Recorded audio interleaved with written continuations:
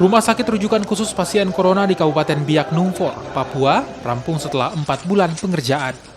Rumah sakit berkapasitas 50 pasien ini dibangun oleh BNPB, bekerja sama dengan Kementerian Pekerjaan Umum dan Perumahan Rakyat dengan menelan biaya sebesar 43 miliar rupiah. Bupati Biak Numfor, Heri Aryonaap, memberikan apresiasi kepada pemerintah atas berdirinya rumah sakit khusus corona di Biak. Rumah sakit umum daerah Kabupaten Biak Numfor ini telah ditetapkan sebagai rumah sakit rujukan yang ada di wilayah Sayleri, tetapi kita tidak bisa memungkiri bahwa rumah sakit umum daerah Kabupaten Biak Numfor juga menerima pasien dari daerah Lapago maupun tadi yang dirujuk ke wilayah Biak, sehingga beberapa waktu yang lalu kami menerima dan melayani seluruh pasien yang ada di Papua pada umumnya, tetapi secara khusus yang ada di wilayah Sayleri, wilayah adat Sayleri di Provinsi Papua.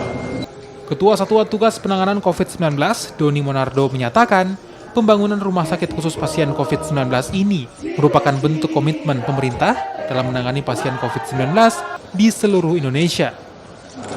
Rumah sakit rujukan untuk pasien COVID, dan kita lihat perkembangannya memang dalam beberapa minggu terakhir ada peningkatan. Tapi mudah-mudahan dengan diresmikannya rumah sakit rujukan COVID di Biak ini akan ada suatu strategi baru dalam upaya memutus mata rantai penularan untuk mengajak masyarakat agar patuh kepada protokol kesehatan.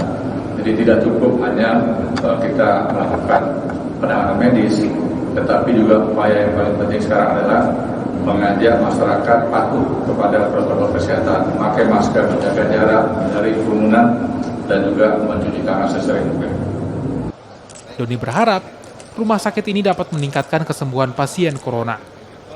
Pihaknya juga mengimbau masyarakat untuk tetap mengikuti protokol kesehatan dengan mencuci tangan, menggunakan masker, dan tidak berkerumun.